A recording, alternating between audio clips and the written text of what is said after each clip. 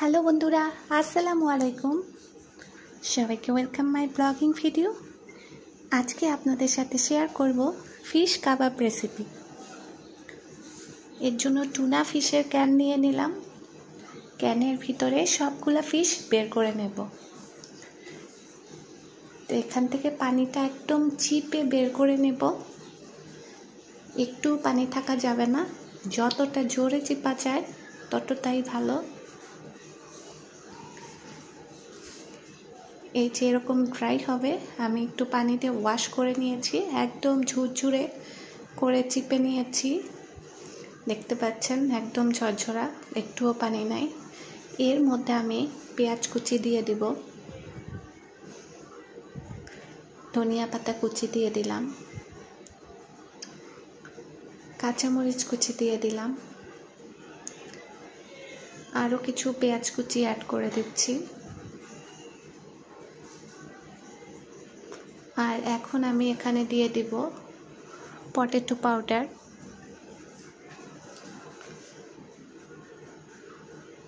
এর মধ্যে এখন কাবাবের মশলাটা দিচ্ছি। আমি রাঁধুনি রেডিমিক্স কাবাবের মশলাটা অ্যাড করলাম, আর স্বাদ মতো লবণ দিয়ে দিলাম, আর একটা ডিম দিয়ে দিলাম। তো ভালো করে মেখে নেব হাতের সাহায্যে। ভিডিওটি ভালো লেগে থাকলে অবশ্যই চ্যানেলটি সাবস্ক্রাইব করে দিয়ে 5 টাকা বেল আইকনটা অন করে দেবেন। অবশ্যই লাইক কমেন্ট করে ভিডিওটা শেয়ার করে দেবেন।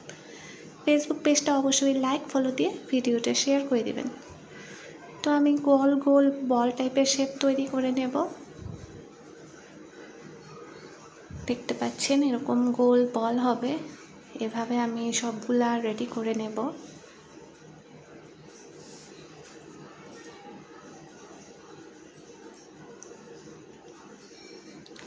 এই তো সবগুলা কাবাব রেডি করে নিয়েছি বল বল করে। তো এখন তেলের মধ্যে ছেড়ে দেব। তেলটা হালকা গরম আছে।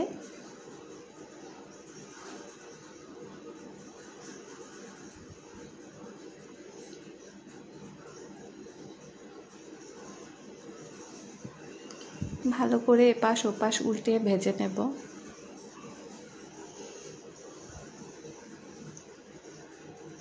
ভিডিওটি কে কোন জায়গা থেকে দেখছেন অবশ্যই কমেন্টস করে জানিয়ে দিবেন। তো সবগুলা কাবাব এরকম উল্টে দিব। এক পাশ যেহেতু ব্রাউন কালার হয়ে গেছে, সেমভাবে সবগুলা কাবাব এরকম কালার করে ভেজে নেব। কিছুক্ষণ পরে দেখেন সবগুলা কাবাব ভাজা হয়ে গেছে, কালার চেঞ্জ হয়ে গেছে। তৈরি হয়ে গেল আমার টুনা ফিশ কাবাব। এখন মেয়োনিজ দিয়ে বাচ্চাদেরকে খেতে দিব। আজকের মতো বিদায় নিচ্ছি। আল্লাহ হাফেজ।